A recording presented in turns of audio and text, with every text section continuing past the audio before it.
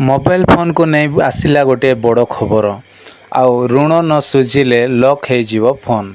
तो सांग माने जदि आपण माने जदि आउ फाइनेंस रे जदि मोबाइल आणुछंती ताहेले आपण मान को गोटे प्रॉब्लम होबो। ठीक टाइम रे जदि आपण माने किस्ती जदि आपण माने आउ पूरण करिवे नाही ताहेले आपणकर फोन को लॉक करि दिया जिवो।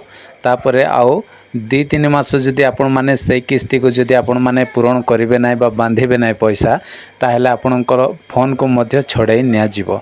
तो सेति पय सांग माने आपण माने सावधान हो जातु। जदि आपणक पाखरे टंका नाही ताहेले आपण माने ऋण करंतु नाही किबा फाइनेंस करी आपण माने मोबाइलटा आणंतु नाही। काहेकि ना फाइनली आपण माने एटी देखि पारुथिबे कि आउ कोन होईछि ना ऋण न सुझिले लॉक हो जिवो फोन। तो ये आपण मैंने सफा सफा देखिपे।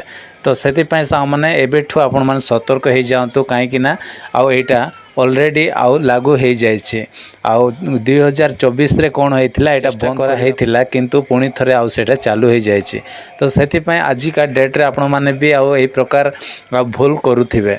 जदि आपण मैंने जदि मोबाइल जदि आणुछंती ताहेले टंका थिले पैसा थिले आणंतु नहेले आपण माने फाइनेंस करी आणंतु नै नहेले आपण मान को आ कोन करा दिया जिवो। जदि आपण माने ठीक टाइम रे पैसा बांधिबे नै ताहेले आपणकर फोन को लॉक करा दिया जिवो।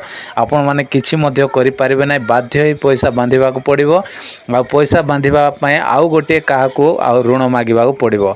सेति पय आपण माने ए समस्या रो शिकार काहे कि हेबे सेति पय आपण मान को आगतुरा कहि दउछि कि आपण माने बिल्कुल भी आउ ए भूल करंतु नै। जदि आपण माने ऋण न सुझिबे ताहेले आपणकर फोन को एकदम लॉक करा दिया जिवो। Bye bye, take care, thank you.